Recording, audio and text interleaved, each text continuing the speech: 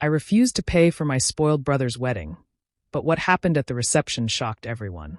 Please stay with me till the end of this story, and if it hits your heart even a little, make sure to like, share, and subscribe for more stories like this. My name is Amara Nwosu. I'm 29 years old, and I live in Atlanta, Georgia. I work long hours as a nurse, and honestly, I've spent most of my adult life taking care of everyone but myself. My family has always seen me as the strong one, the one who fixes things, pays bills, and sacrifices without complaining. My younger brother Tarek is the total opposite. He's 26, full of excuses, and allergic to responsibility. He still lives with our mother, Lillian, who treats him like a prince.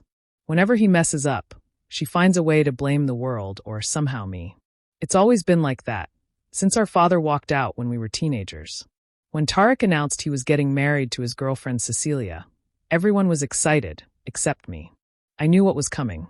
At the first family dinner after the announcement, my mother cleared her throat and said, "Amara, you know your brother doesn't have much saved. You can help, right? Just a small contribution."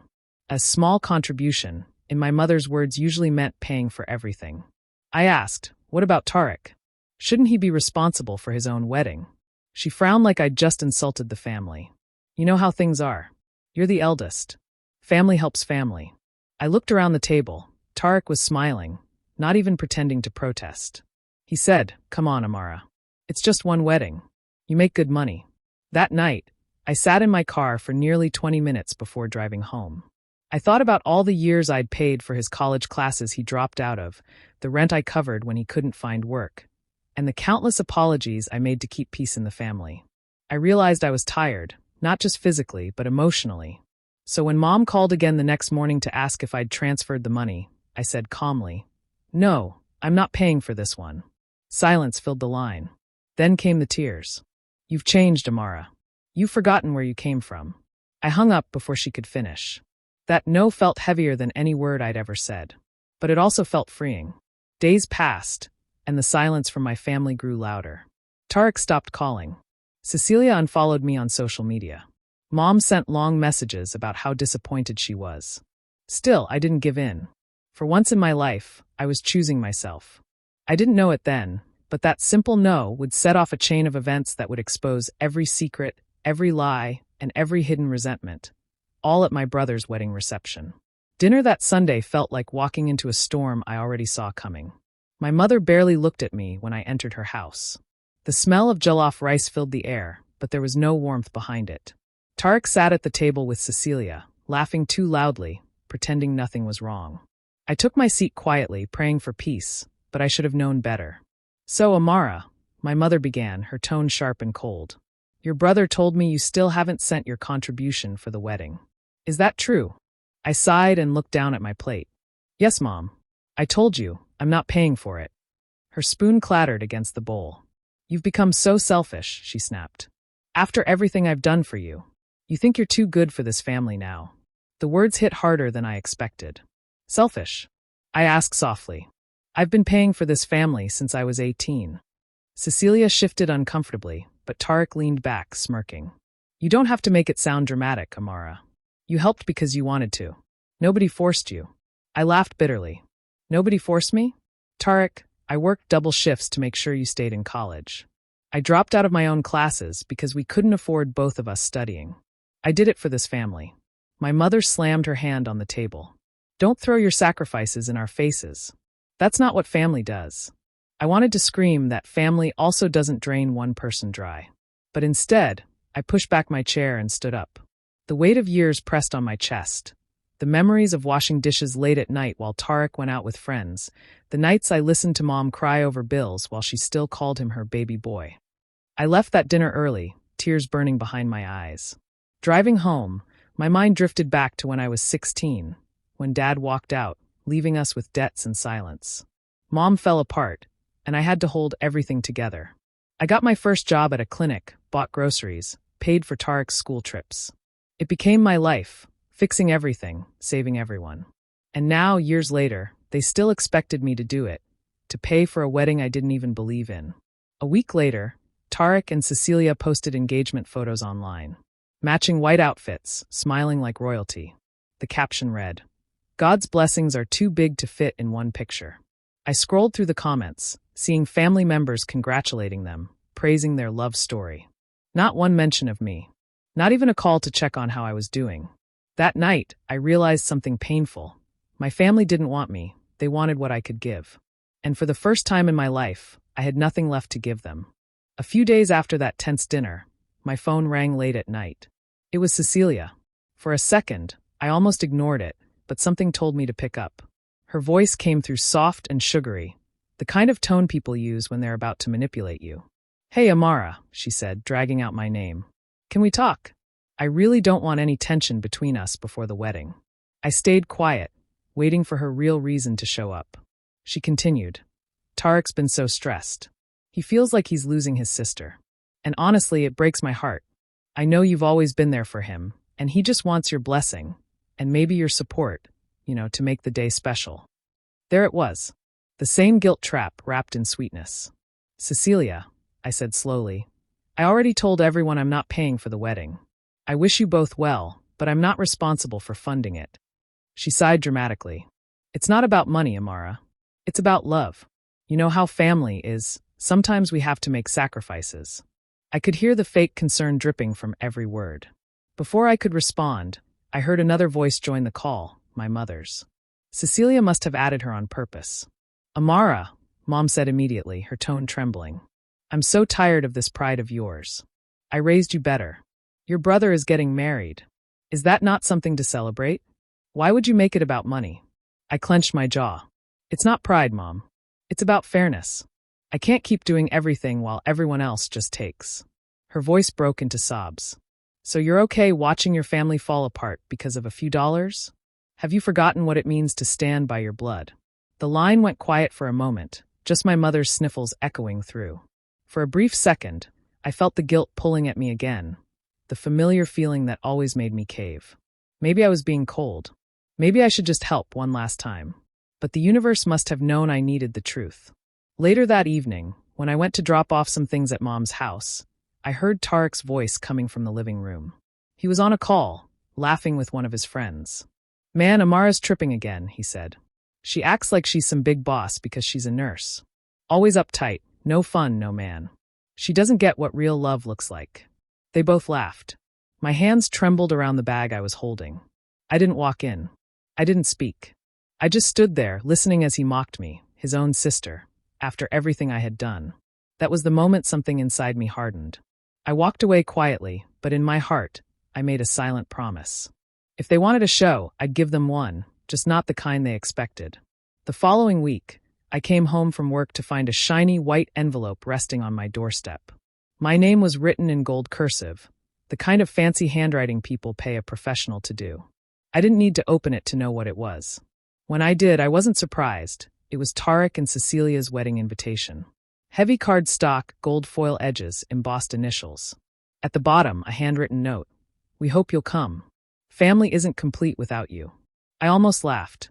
After everything they'd said, after all the guilt and mockery, now they wanted me there? It felt like bait, and I wasn't wrong. The next day, while I was sorting laundry, there was a knock at the door. When I opened it, there stood Cecilia, smiling like nothing had ever happened. She looked perfect as always, dressed in a soft pink blazer, holding a bouquet of white lilies. "Amara," she said cheerfully, hugging me before I could even step back. "I wanted to deliver the invitation personally. It's important to Tarek that you're there." I stepped aside reluctantly, and she walked in like she owned the place. She glanced around my small apartment, her eyes moving over every detail. The modest furniture, the work clothes hanging near the washer. "You've done well for yourself," she said, but there was a tone under her voice that made my skin crawl. I crossed my arms. Why do I get the feeling there's more to this visit? Cecilia gave a soft laugh, setting the lilies on the counter. "I just want peace, Amara. You've always been such a big part of Tarek's life, and he really needs you there. Everyone does." Her words sounded rehearsed, almost too perfect. I nodded slowly. "Sure. I'll think about it." She grinned, clearly satisfied. "Good. It'll mean the world to him. Oh, and wear something bright. It's going to be a grand affair." Then she left, her perfume lingering long after the door closed. I sat down on the couch, staring at the invitation. The edges sparkled under the light, but all I felt was unease. Something wasn't right. That night, I met my best friend Zion Okafor for dinner. She'd known me since high school, practical, loyal, and never afraid to speak her mind. When I showed her the invitation, she raised an eyebrow. "They're up to something," she said flatly. "You know that, right?" I sighed. "I know, but part of me wants to see what it is. I'm tired of running from their games." Zion leaned forward. "Then don't go there as the victim, Amara. Go as the witness. Let them show who they really are." Her words stuck with me all night. Maybe attending wasn't about support or family anymore. Maybe it was about finally seeing the truth and making sure they saw me, too, one last time. 3 days before the wedding, I went to my mother's house to drop off a small box of family photos she'd been asking for. The house was busy, filled with laughter, chatter, and the sound of wedding preparations. Cousins moved in and out, carrying decorations and boxes of flowers. I tried to stay invisible, just wanting to drop the box and leave quietly. But as I was about to head out, I heard my cousin Imani's voice from the hallway. "Make sure the microphone's ready for the reception," she whispered to someone. "Cecilia wants the surprise for Amara to be perfect." I froze. My name. A surprise. My chest tightened. Imani's voice lowered again. She said it'll make everyone laugh, Tariq's idea, actually. Then she laughed softly before walking away. I stood there numb. They were planning to humiliate me. That's what this invitation had been about all along. I left the house quietly, but my mind was spinning. What kind of surprise did they have planned? I replayed every fake smile, every forced word from Cecilia, every guilt-filled phone call from Mom. Something wasn't adding up. That night, I couldn't sleep. My thoughts went back to something I hadn't thought about in years, my savings. When I was younger, I used to hand over a portion of every paycheck to Mom to keep safe for me. Back then, I trusted her completely. She said she'd open a fixed account, help me save for a house one day. But when I started asking about it a few years later, she always brushed it off with excuses. "It's safe," she'd say. "Don't worry." The next morning, I decided to check. I went through old text messages, bank receipts, and even her old emails, which she once asked me to help her recover. That's when I found it, a transfer record from her account to Tariq's, dated last year. The memo line read, "Engagement ring and venue deposit." My stomach dropped. I read it again and again, hoping I was wrong. But there it was, my money, my hard-earned savings, spent to fund the same wedding I had refused to pay for. The betrayal hit like a punch. My own mother had used me to make my brother look successful. Every sacrifice I'd made, every hour I'd worked, had turned into their celebration. For a long time, I just sat there on my bed, silent tears running down my face. But then something inside me shifted. If they wanted a show, I'd give them one, just not the kind they were expecting. I wiped my face, stood up, and took a deep breath. I wouldn't confront them. Not yet. I'd smile, attend the wedding, and let their lies walk straight into the light. Because this time, I wasn't going to be their fool. I was going to be their mirror. The morning of the wedding came with a strange calmness I couldn't explain. I woke up early, showered, and slipped into the emerald green dress I had chosen days before. Elegant, simple, but powerful. It wasn't loud or flashy, yet when I looked in the mirror, I saw a woman who wasn't there to please anyone anymore. I added a touch of gold to my ears, tied my braids neatly, and told my reflection quietly, "Today, they'll see me differently." The venue was a grand hall in downtown Atlanta, decorated with gold drapes, crystal lights, and an aisle lined with white roses. As soon as I arrived, every head turned. Some guests smiled, others whispered. I knew what they were thinking. That's Amara, the sister who refused to pay. Mom spotted me first. She looked relieved but nervous, like she wasn't sure whether to hug me or scold me. "You came," she said softly. I smiled. "Of course, Mom. It's family." She nodded, pretending everything was fine, but her hands fidgeted with her purse. Tariq walked in a few minutes later, wearing an expensive suit that, ironically, my own money had helped buy. His smile was too polished, his tone too light when he said, "Glad you could make it, sis." "Wouldn't miss it," I replied, meeting his eyes with a calm that made him blink. Cecilia stood beside him, stunning in her gown, her face glowing with pride or arrogance. "Amara, you look beautiful," she said, her voice sweet like poison. "It means so much that you're here." "Thank you," I said simply, and walked past them to take my seat. As the ceremony began, I watched everything with quiet detachment. The preacher spoke about love, unity, and forgiveness, words that felt ironic under those golden lights. I looked around and saw my relatives smiling, snapping photos, whispering admiration.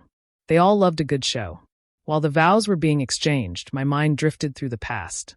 The nights I stayed up paying bills, the mornings I skipped meals so Tarek could eat, the endless sacrifices no one ever thanked me for.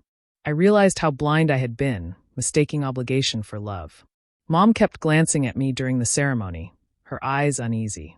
Maybe she could feel the shift in me, the quiet distance that no apology could bridge. When they finally kissed and everyone stood to applaud, I clapped too, softly, deliberately. I wasn't angry anymore. I was focused. The real performance hadn't started yet. As guests cheered and music filled the hall, I glanced at the microphone on the stage, waiting for its moment to shine. I had planned my move carefully. I wasn't here to fight or cry. I was here to reveal. By the time we moved into the reception hall, I had only one thought in my mind. Let them celebrate, laugh, and pose for pictures, because when the time came, their perfect little story would crumble in front of everyone. The reception was everything you'd expect from people desperate to look perfect. The hall glittered under soft golden lights, the tables were dressed with flowers and candles, and a live band played soft jazz as guests laughed and clinked glasses. From the outside, it looked like a fairy tale. But underneath all the smiles, I could feel the tension running like an electric current. I sat at my table near the front, watching Tarek and Cecilia pose for photos, pretending their love story was spotless. Every now and then, someone would approach me with that polite, half-sincere smile. "You must be so proud of your brother," they'd say. I'd smile back, sip my drink, and let them talk. My calmness made people uneasy. I could see it in their eyes. When dinner ended, the band slowed, and the MC announced that the bride and groom wanted to say a few words. Tarek took the stage first, his voice smooth and confident. "We just want to thank everyone who came tonight," he began, glancing at me with a smirk that almost dared me to react. "It means a lot to see family, friends, and everyone who's supported us on this journey." Then he handed the microphone to Cecilia. She stepped forward gracefully, the train of her white dress glimmering as cameras flashed. "Before we continue," she said sweetly, "I want to give a very special thank you to someone who made all this possible." My stomach tightened, but I stayed still. With her generosity, love, and support, this day became a reality. "Everyone, please give a round of applause for Amara, who paid for everything as always." The room gasped, then clapped awkwardly. I heard murmurs ripple through the tables. People turned to look at me, some with admiration, others with confusion. Mom sat beside me, her eyes wet, smiling proudly as if Cecilia's words were a blessing. I took a slow breath and stood up. My heels clicked softly on the marble floor as I walked toward the stage. Tarek looked uneasy now, his confident grin fading. Cecilia smiled too wide, realizing maybe she'd gone too far. When I reached the microphone, I smiled at them both. "Thank you, Cecilia. That was unexpected." My voice was calm, steady. "But since my name's already in the spotlight tonight, I think it's only fair I say a few words too." The crowd quieted immediately. I could feel every eye on me, waiting. "I'm truly happy to see my brother married," I began, my gaze sweeping over the room. "But I think it's time everyone here knew what family support has really meant in my world." Mom's smile faltered. Tarek shifted his weight, his jaw tightening. Cecilia's face went pale under the lights. I turned toward the crowd and said softly, "Before the night ends, I'd like to share a little truth, just a small one. It's long overdue." And then, as the murmurs began, I took the microphone firmly in both hands and smiled. The real celebration was just about to begin. I stood there, holding the microphone, the silence in the room so thick it felt like even the air had stopped breathing. The band had gone still, the laughter had died, and all eyes were glued to me. My heart pounded in my chest, but my face remained calm, steady. For once in my life, I wasn't trembling. I was done hiding behind politeness. First, I began softly. "Thank you, Cecilia, for your kind words. But I think it's time the truth had its turn tonight." I glanced toward my mother's table. She was frozen, her smile hanging awkwardly in midair. Tarek's hand tightened around his glass, and I saw his knuckles whiten. "For years," I continued, "I've been told family means sacrifice. That if I love them, I'll give, forgive, and stay silent. I believe that. I gave my savings so Tarek could start his business. I covered the bills when Mom's emergency funds went missing, and I paid for things that weren't my responsibility." I looked directly at Cecilia. But this wedding? No, I didn't pay for it. And I need everyone here to know why. A ripple of whispers moved through the guests. The lights glimmered over shocked faces. I came home one evening and found my savings account empty, I said, voice steady. Every dollar I'd set aside for my future was gone. I found out my own mother had taken it, without a word, to cover this wedding. And my brother knew. Gasps. Someone dropped a fork. The sound echoed like thunder. Tarek opened his mouth, but I raised a hand, stopping him cold. Don't. You've had your stage time. Then I turned to the guests again. For years, I've cleaned up his messes. His debts, his mistakes, his broken promises. I kept believing he'd change, that one day he'd appreciate the sister who stood in the shadows, holding everything together. My voice trembled slightly, but I didn't stop. But today, I realized something. Family shouldn't be built on guilt. It should be built on respect. I could see tears gathering in my mother's eyes, her hands shaking. Amara, please, she whispered. No, Mom, I said firmly. You taught me that silence keeps peace. But all it's ever done is keep me invisible. The room was dead quiet. Even the cameras stopped flashing. I took a deep breath and looked directly at Tarek and Cecilia. I wish you both well. Truly. But understand this. I didn't fund your happiness. I funded my own peace. Then I stepped back, smiling faintly. So yes, everyone, I didn't pay for this wedding. But I did pay for my freedom. No one moved. No one spoke. The silence that followed wasn't awkward. It was powerful. It was the sound of years of control breaking. I set the microphone down gently, turned from the stage, and walked toward the doors, each step feeling lighter than the last. The moment I stepped away from the microphone, the room erupted. It started as a murmur, a few shocked whispers, a few gasps, then it spread like wildfire. The music stopped completely. Cecilia's face turned crimson, her fake smile collapsing into rage. You had no right to humiliate us like that, she screamed, her voice cracking through the mic still lying on the table. Tarek grabbed her arm, trying to calm her, but his own face was pale, trembling with fury and shame.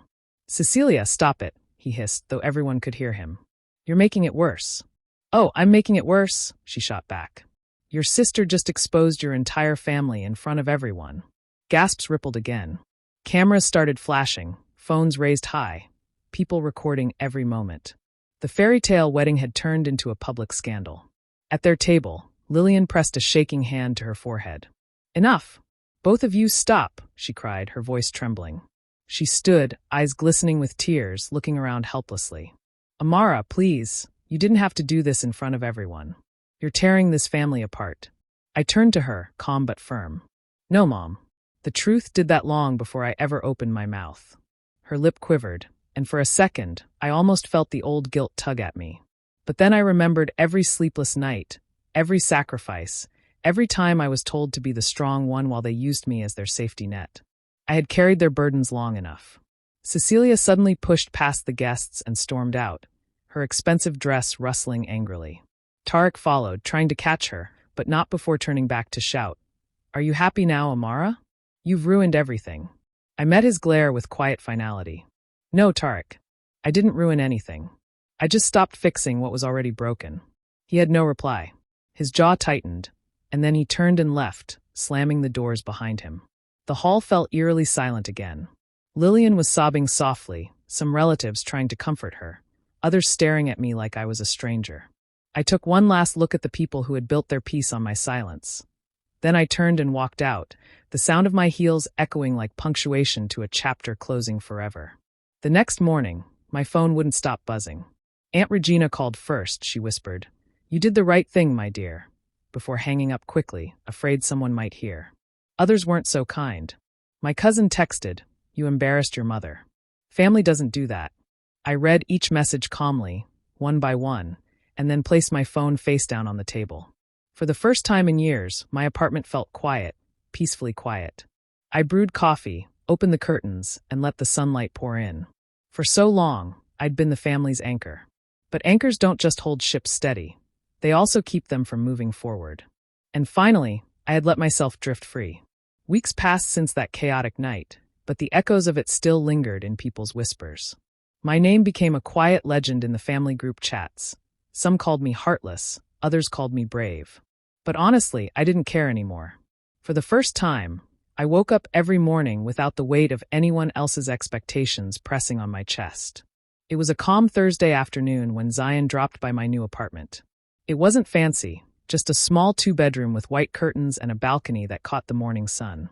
I was watering the plants when he walked in, holding 2 cups of coffee and that teasing grin of his. "New place suits you," he said, setting the cups down. "Looks like peace lives here." I smiled, sitting across from him. "It does." Finally, he nodded, studying me quietly for a moment before saying, "You know, some people still think you went too far that night." I shrugged, sipping my coffee. "Maybe I did. But I've spent years cleaning up their messes, paying Tarek's loans, covering Mom's bills, listening to their guilt trips.